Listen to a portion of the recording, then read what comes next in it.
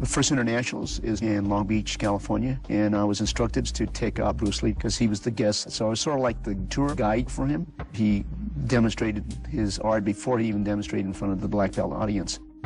In the hotel room, he says, you can use everything. You can side kick, you can round kick, and I'll just use my jab. He used a little bit more on the jab because when he knocked me out, he was a little bit more like a hook.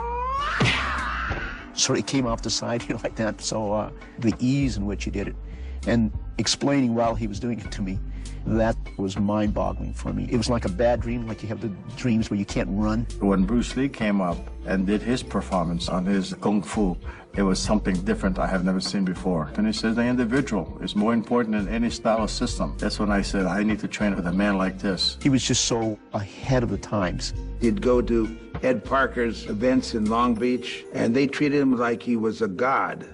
When he did his one-thumb push-ups, you could hear a pin drop. He showed his speed, showed his power, showed his one-inch punch.